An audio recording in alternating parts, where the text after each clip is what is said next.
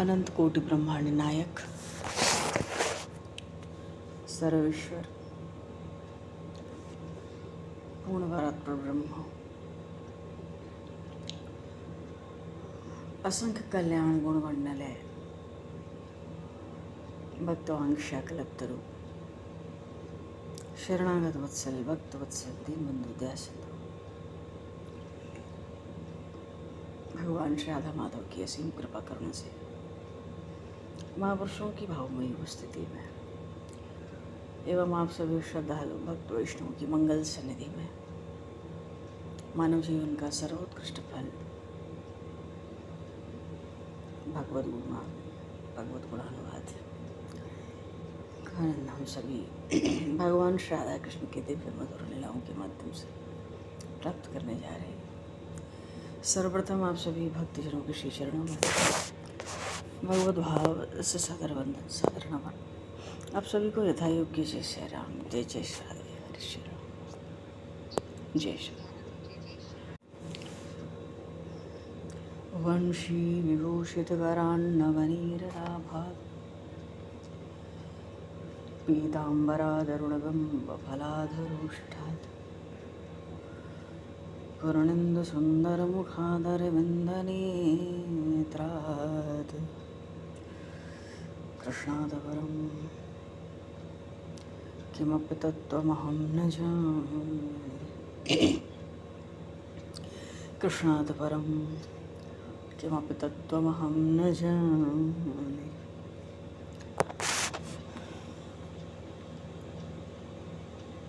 भगवान पूर्व प्रसंग में देखो कल अक्षय तृतीया है। कल 30 अप्रैल है ना।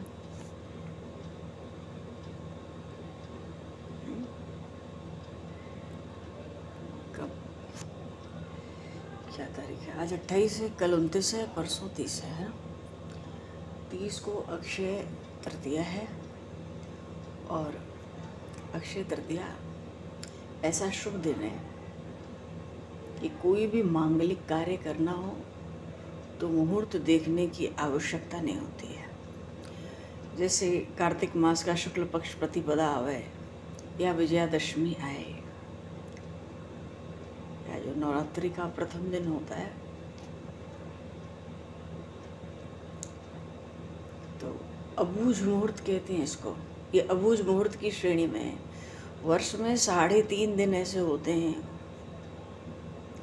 जब कोई मुहूर्त देखने की आवश्यकता नहीं होती है। तो अत्यंत शुभ है। और धार्मिक मान्यताएं तो कहती है भाई विवाह करना हो, गृह प्रवेश, मुंडन, कोई संस्कार, कोई नया काम, कुछ भी, कोई खरीदारी, विशेष रूप से स्वर्ण की कहते हैं।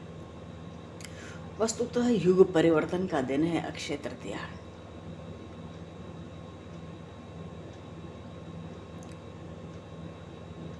पीतल की भी वस्तु में लाते हैं लोग, पीली सरसों भी लेते हैं सकारात्मकता के लिए, सुख शांति के लिए। पर ये जो अक्षय तृतीया का महत्व है केवल धार्मिक परंपराओं तक सीमित नहीं है। इस स्थिति का लाभ उठाकर जीव उत्तम भविष्य की ओर भी बढ़ सकता है, क्योंकि इस दिन जो भी कर्म किया जाता है, जो भी पुण्य कर्म है, दान है, सेवा है, सबका फल कभी समाप्त तो होता ही नहीं है। इसलिए ये जो दिन है ये श्रद्धा और आस्था,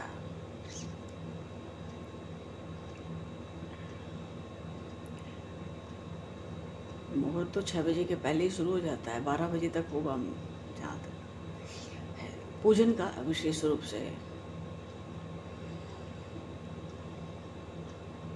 पर अक्षय तृतीया पे लोग कहते हैं ना कि जितनी मूल्यवान वस्तु खरीदना, स्वर्ण खरीदना बहुत अच्छा कहा गया है। पर व्रत, दान, पूजा, भगवत पूजन, विशेष रूप से भगवान विष्णु, माता लक्ष्मी का विशेष पूजन होता है।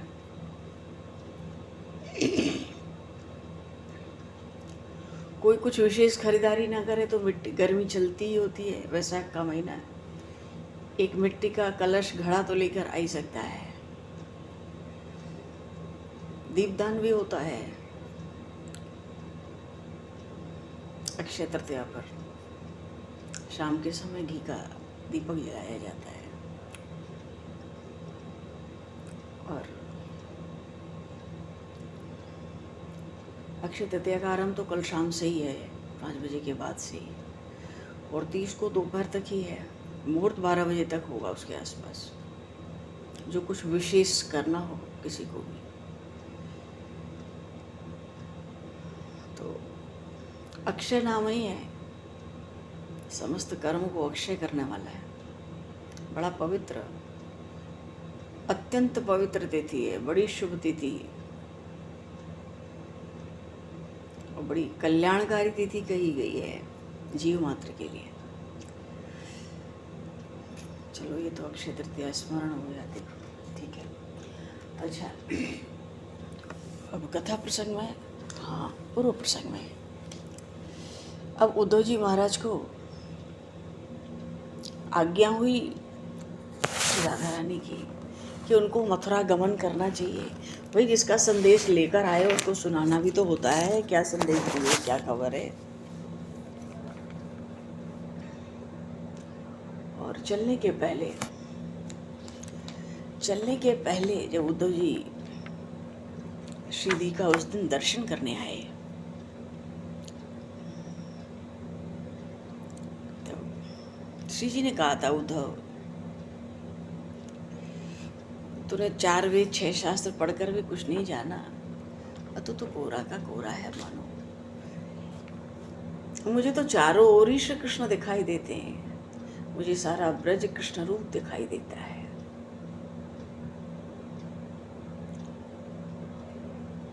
जब श्री जी ने बांसुरी ली तो उस बांसुरी के अंदर से राधे गोविंद ध्वनि प्रकट भई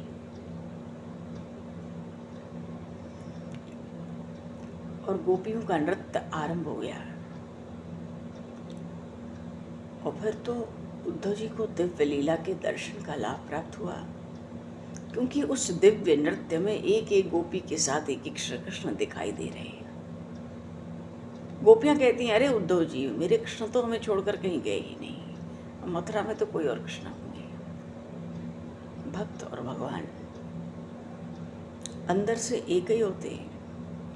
उद्धव जी ने गोपियों का वंदन किया और चलते समय कहा, आशा महो चरण रेणु जुषा महम श्याम वृंदावने किमपि गुल्म लतौषधीनां या दुस्तजम स्वजन मारे पथम चयत्वा भेजुर्मुकुंद पदवीं श्रुतिभिर्विमिक्रियां वंदे नंद ब्रजस्त्रीणां पादरेणु वीक्षणशः यासां हरिकथोद्गीतं पुनाति भुवन त्रयम्। वस्तुतः उद्धव जी को अब विश्वास हो गया है कि भक्ति से ही ज्ञान परिपूर्ण बनता है। भक्ति प्रेम से विहीन ज्ञान शुष्क है। ज्ञानी को भी प्रभु प्रेमी बनना पड़ता है। ज्ञानी की अपेक्षा श्री कृष्ण प्रेमी श्रेष्ठ है। आए तो 2-4 दिन के लिए ब्रज में थे, पर 4 महीने रह गए। मथुरा जाने की इच्छा भी नहीं होती है, पर जब श्री राधा रानी की आज्ञा हुई तो मथुरा के लिए उद्धव जी चले। सोचते थे, विचार करते थे, मथुरा में चलकर अपने स्वामी श्री कृष्ण को उल्हाना दूंगा। आपने गोपी का प्रेम ठुकराया है।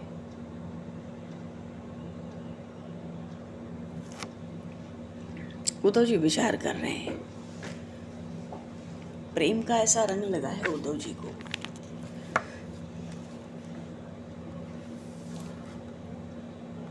गोपियां भी रो पड़ी चलते समय, उनके नेत्र झरने लगे। उन्होंने उद्धव जी से कहा, उद्धव जी, आप ठीक कहते हैं, हमें भी सब जगह वो मोर मुकुटधारी ही दिखते हैं। यमुना का पलिन हो, वृक्ष हो, लता कुंज कुछ भी हो, हमें तो हर जगह वो कमल नोचने दिखाई पड़ते हैं। उनकी श्याम मूर्ति हृदय से क्षण को भी हटती नहीं। गोपियों का बड़ा विलाप भी है।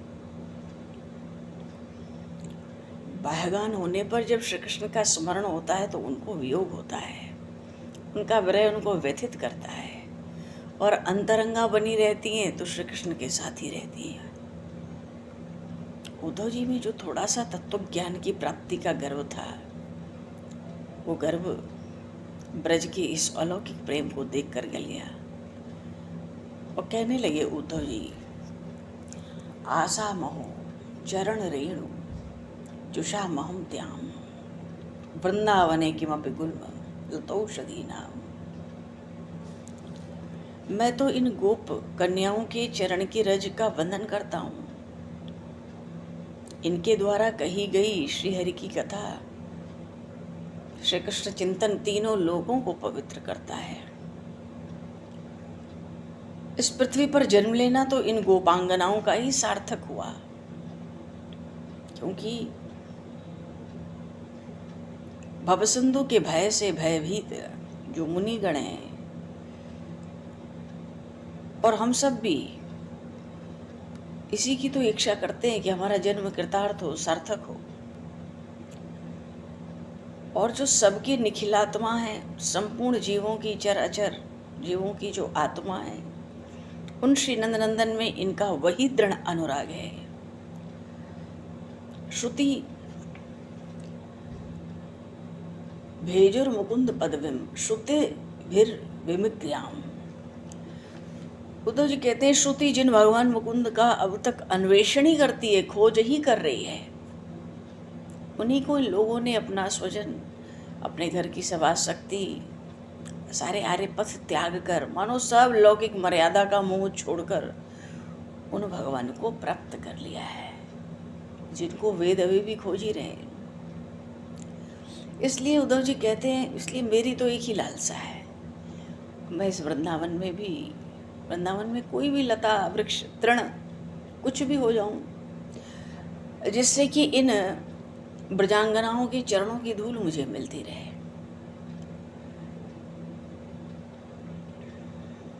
तो उद्धव जी ब्रज के प्रेम रस से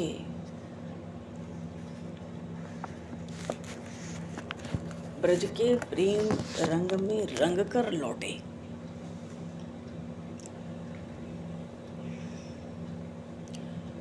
उद्धव जी ये जो लीला थी ब्रज में आने की, गोपियों के साथ संवाद की, इस लीला, ये जो लीला है, ये तो प्रेम लक्षणा भक्ति का ही आदर्श प्रस्तुत करने के लिए है। वस्तुतः मथुरा में पहुंच के भगवान श्री कृष्ण ने उद्धव जी के मस्तक पर हाथ रखा, क्योंकि बड़ी शिकायतें की थी उद्धव जी ने, और हाथ रखकर भगवान ने अपनी एक एक लीला का दर्शन उद्धव जी को कराया था और समझाया था, मैं ब्रज छोड़कर कहीं नहीं गया, जाता ही नहीं हूँ, मैं तो नित्य उन्हीं के साथ रहता हूँ। तो ब्रज से लौटे उद्धव जी महाराज ब्रज से लौटे।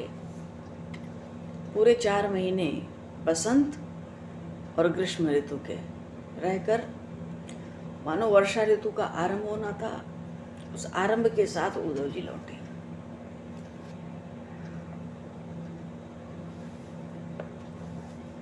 उद्धव जी ब्रज से आए,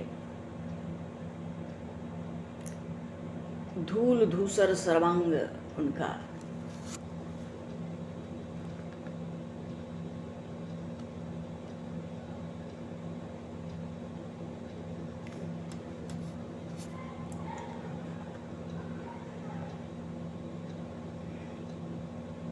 उद्धव जी का सर्वांग धूल भरी पड़ी है, वहवल है, बार बार ब्रज की रज में लोट पोट हो रहे हैं। उनके जो पद हैं, चरण डगमगा रहे हैं, शरीर उनका रोमांचित है, नेत्रों से अजस्र अश्रुधाराएं बह रही हैं, जैसे कुछ देखते ही नहीं, कुछ सुनते ही नहीं। उनके विशाल नेत्र लाल लाल हुए जा रहे हैं।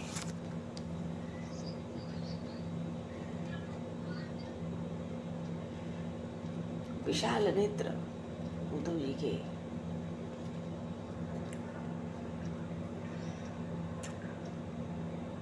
चकित होकर इधर उधर देख रहे हैं उद्धव जी। मथुरा में आकर ऐसा लगता है उद्धव जी को कहाँ किस अपरिचित स्थान में मानो आ गए। और जब उद्धव जी पर भगवान श्री कृष्ण की दृष्टि पड़ी तो प्रभु दौड़ पड़े उद्धव की ओर।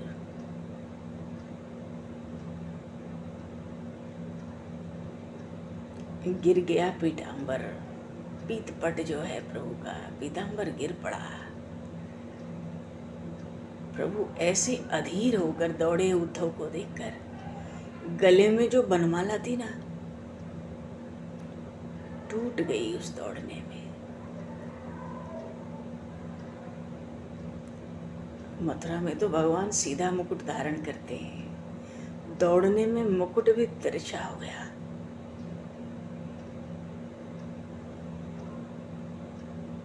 प्रभु दोनों भुजाएं फैलाकर दौड़े।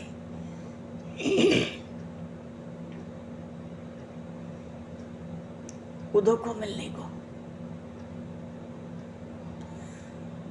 और उद्धव जी के पास पहुंचकर ब्रज प्रेम से परिपूर्ण होकर उन आए हुए उद्धव को भगवान ने हृदय से लगा लिया।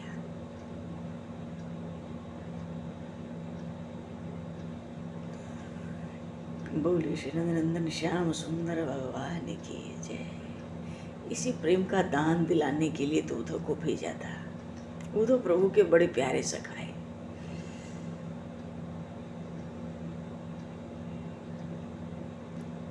पर प्रभु के हृदय से लगकर भी उद्धव जी प्रभु को घूर घूर कर देखते हैं और कहते हैं, श्री कृष्ण तुम इतने निर्मम और निष्ठुर हो, कठोर हो।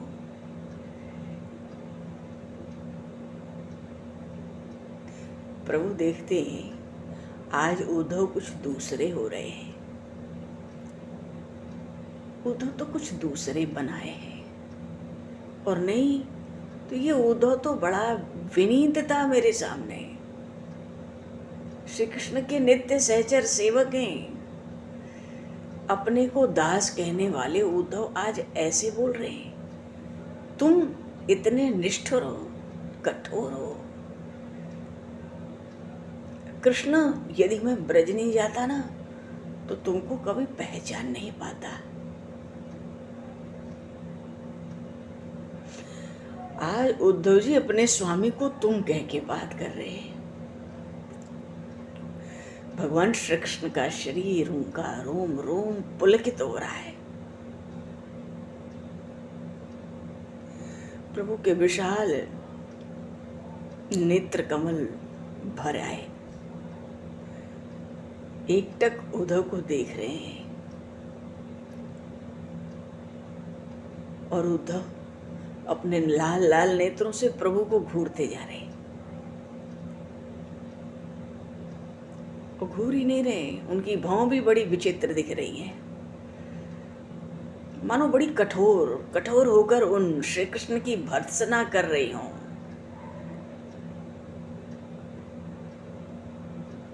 उद्धव कहते हैं, तुम ब्रज छोड़कर यहां आ बैठे हो अब तक।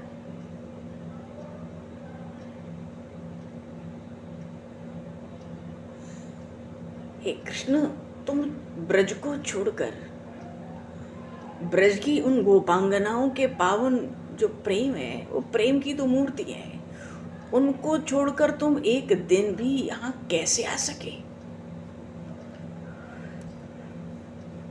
फिर भी तुमको प्रेममय कहा जाता है। क्या तुम प्रेम को पहचान पाते हो?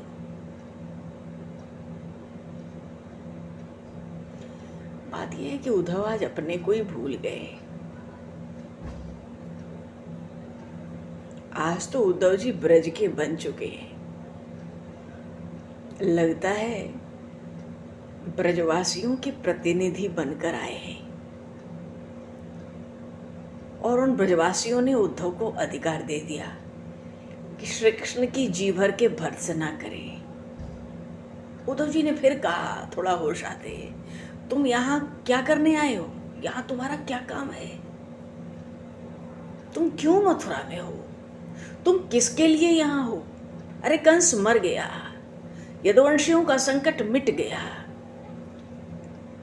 और ऐसा नहीं भी होता तो सृष्टि में कोई प्रलय तो नहीं हो रही है जो तुम व्रत छोड़कर यहाँ दौड़कर चले आए। और तुम मथुरा से अभी चलो, कल नहीं, परसों नहीं, आज भी नहीं, क्योंकि तुम बातें बनाने में बहुत निपुण हो। अभी चलो, इसी समय चलो मेरे साथ। उद्धव ने हाथ पकड़ा।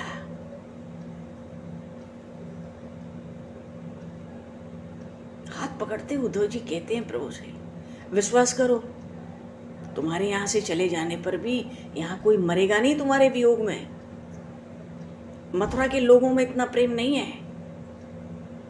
ये लोग रोएंगे, 2-4 दिन रोएंगे और बस अपने अपने काम में सब लग जाएंगे। तुम मेरी बात मानो कृष्ण, मेरे साथ चलो, अभी चलो।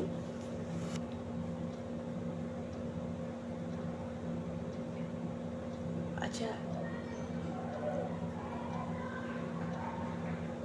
उद्धव जी कोई असत्यवाणी कह रहे हैं, ऐसा कहने का साहस तो नहीं किया जा सकता। बात यह है कि आज उद्धव जी बहुत अधिक स्पष्ट सत्य कहते हैं। तुम चलो, मथुरा के जो लोग तुम्हारे साथ जाकर ब्रज में रहना चाहें तो क्या बाधा है? मथुरा से कम ऐश्वर्य है क्या ब्रज में? क्या इन लोगों को कम सुविधा मिलेगी? क्या वो नंद बाबा ब्रजपति लोगों का आतिथ्य करने में, सबको उचित आवास देने में अब समर्थ नहीं रहे, कृपण हो गए? पर कृष्ण, मैं कहता हूं मथुरा से 4-6 लोग ही जाएंगे वहां तुम्हारे साथ रहने के लिए, और तुम इन सब लोगों के लिए यहां हो।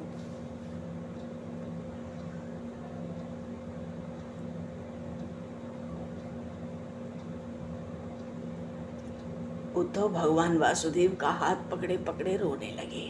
अचानक, मुझसे ब्रज की बात नहीं पूछोगे? तुमको भी तो ब्रज की दशा पूछनी होगी ना।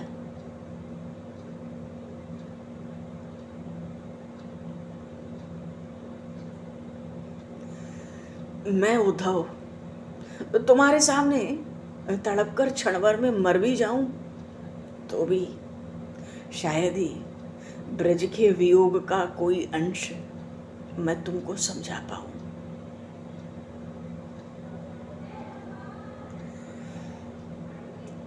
ब्रज के जिन में दृढ़ विश्वास जमा बैठा है, श्री कृष्ण आएंगे। उन्होंने कहा है तो आएंगे ही, किसी दिन तो आवेंगे। हे कृष्ण, मैं तुमसे कहता हूं,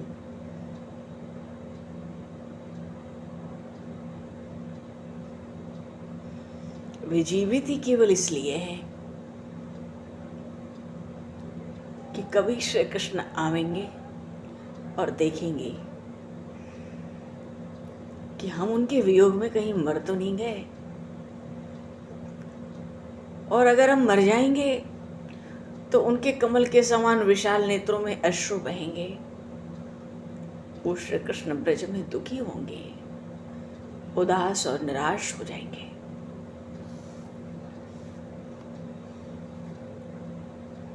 उद्धव जी रोते रोते फिर से प्रभु का हाथ जोर से पकड़ के मचल गए। श्री कृष्ण, कुछ मत सोचो। प्रभु ने तो एक शब्द ही नहीं बोला, क्योंकि वो दास बना, वो सेवक बना, वो विनय उद्धव में कुछ नहीं था। जो उद्धव गया था वो उद्धव लौटा नहीं। उद्धव जी कहते हैं, उठो उठो और अभी चलो ब्रज में, इसी समय।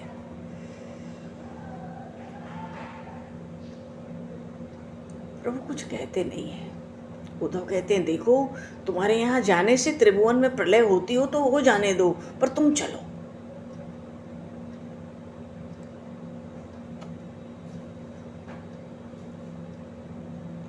और हाथ पकड़कर मानो श्री कृष्ण को ले चलेंगे उसी रथ में लौटाकर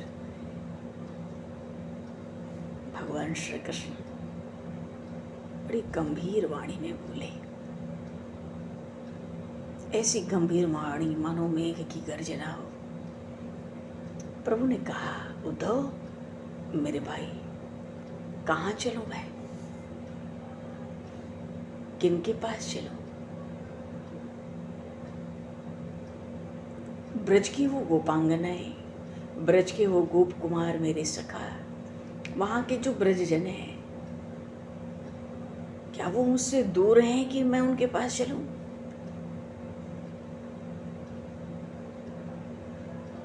या मैं उनसे दूर हूं कि वो यहां आवे मिलने?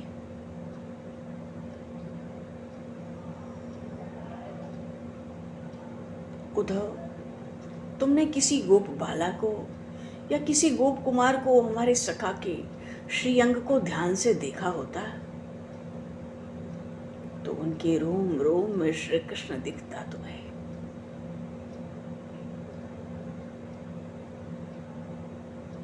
और तुमने नहीं देखा, देख नहीं सके, कोई बात नहीं। अब तुम यहां पर इस श्री कृष्ण को ही ध्यान से देख लो।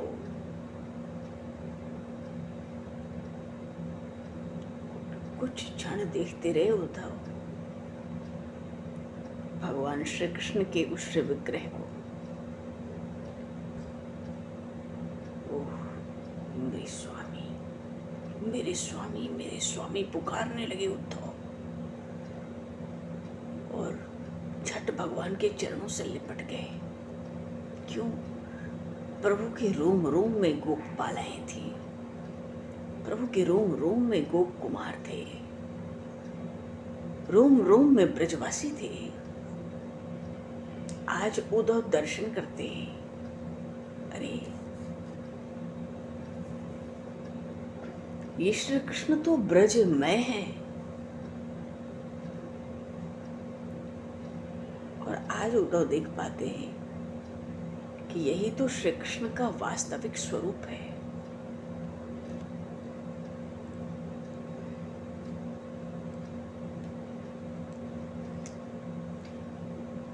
अच्छा, उद्धव को तो सबसे मिलना होगा ना, सबसे अनुमति लेकर गए थे,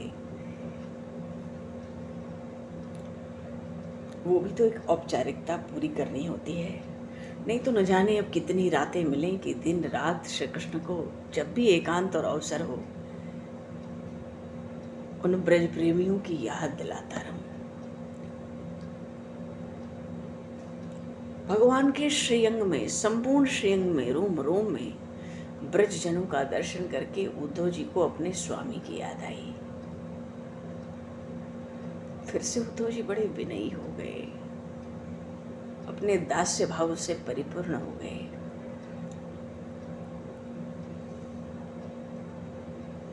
उन्हीं श्री कृष्ण को जिनको तुम कह के पुकार रहे थे, अब स्वामी स्वामी स्वामी कह के पुकारने लगे। अब ब्रज से जितने संदेश आए हैं वो भी तो सब सुनाने हैं प्रभु को।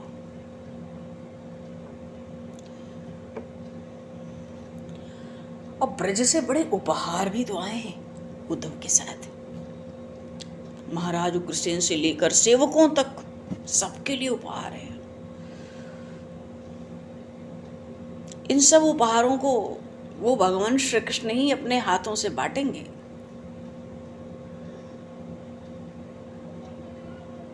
वो स्वयं देंगे सबको। क्यों? वे उनके अपनों के उपहार हैं, ब्रज के जनों के उपहार हैं। श्री कृष्ण स्वयं अपने हाथों से सबको बांटने लगे।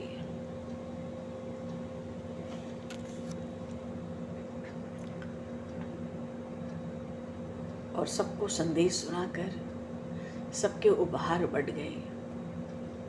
और प्रभु जहां दो क्षण का भी, दिन में भी अगर अवकाश हो जाता, एकांत हो जाता, तो उद्धव से ब्रज की बातें पूछते। अरे उद्धव तो खुद ही रुकते ही नहीं, पूरी पूरी रात प्रभु को जगाए रखते।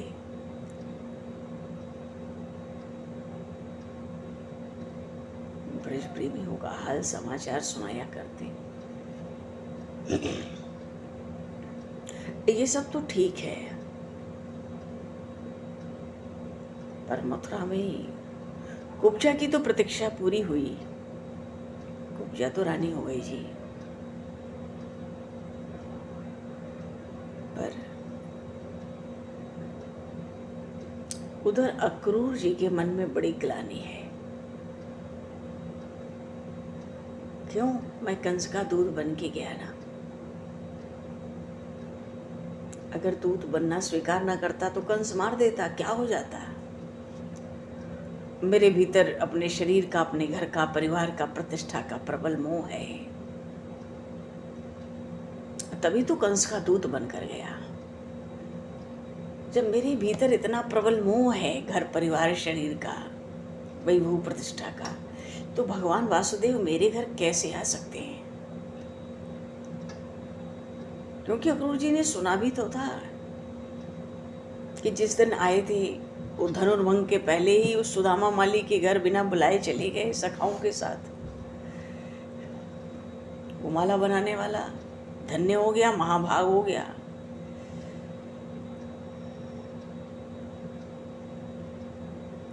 मथुरा में रहा पर कंस की सेवा फिर उसने कभी नहीं की। कंस रूठ जाएगा, क्रोध करेगा, राजा है, उसकी भी चिंता उसने कभी नहीं की। आय के जितने साधन थे स्वयं त्याग दिए उसने।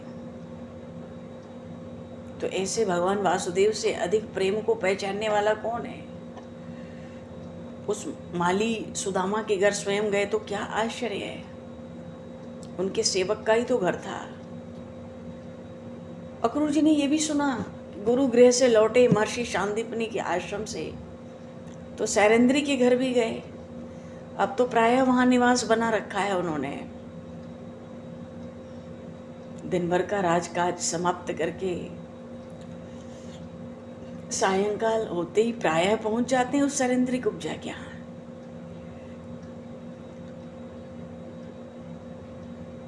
भाई वो तो सर्वेश्वर हैं। अक्रूर जी सोच रहे हैं किसी से कुछ छिपा कर करें, इस बात की आवश्यकता उनको कहाँ है कि दासी कुब्जा ही सही, उसके पास भी जाना है तो वो छिपकर क्यों जाने लगे। वो तो अपने राजरथ में जाते हैं, उद्धव भी साथ जाता है। और फिर वो दासी कुब्जा, उसका साहस, उसका त्याग, उसका समर्पण, उससे भी कोई स्पर्धा थोड़ी कर सकता है।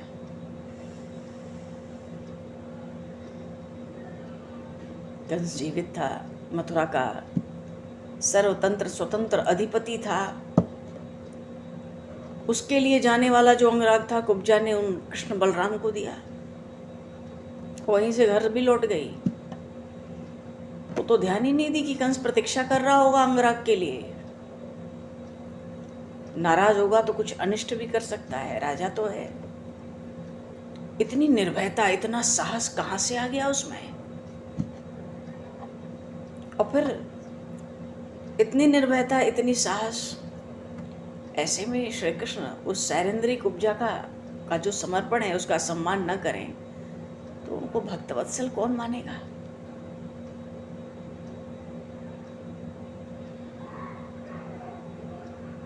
अक्रूर जी सोचते हैं कहाँ है मुझ में कोई साहस, कहाँ है उनके चरणों में प्रेम, कहाँ है उन पर विश्वास मुझ में, कहाँ मैं निर्भय हुआ हूँ। अक्रूर जी तो सोचते हैं कि मैं तो सब कुछ जानते हुए भी संकट के मुंह में पहुंचा देने में अपनी ओर से मैंने कुछ बाकी नहीं छोड़ा। क्यों? मैं तो दूत बन के गया था, उनको मरवाने के लिए लाने गया था।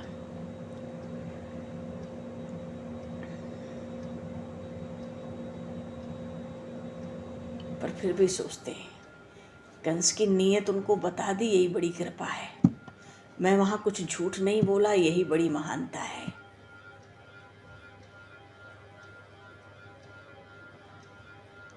पर कहाँ तो त्रिभुवन को पवित्र करने वाले अक्रूर जी सोचते हैं कहाँ मैं कंस का सेवक, मेरे घर क्यों पधारने लगे।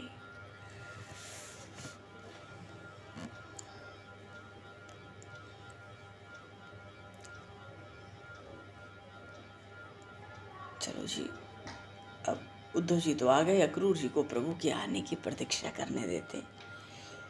प्रसंग बहुत सुंदर है, भगवान का आगमन होगा। पहले ही अक्रूर जी ने निमंत्रण दिया था कि प्रभु आप अपने महल में पधारें, भवन में। भगवान ने कहा नहीं, कंस को मार के आऊँगा।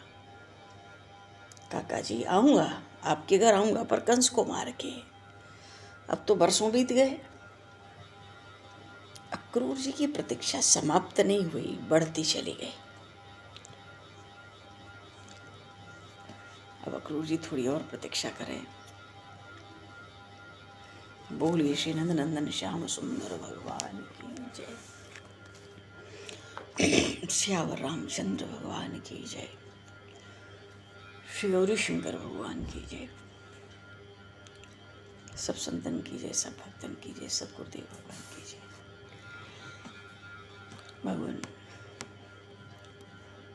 समय को दूषित करते हुए आज यहीं पर वाणी बहुराम वाक्य पुष्पांजलि प्रभु के श्री चरणों में सादर समर्पित।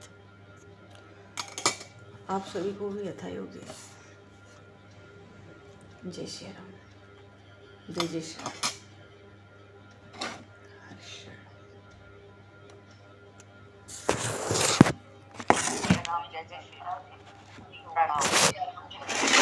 राधे राधे, हरि शरण, जय राम, जय श्री राम, राधे राधे, हरि ओम तत्सत।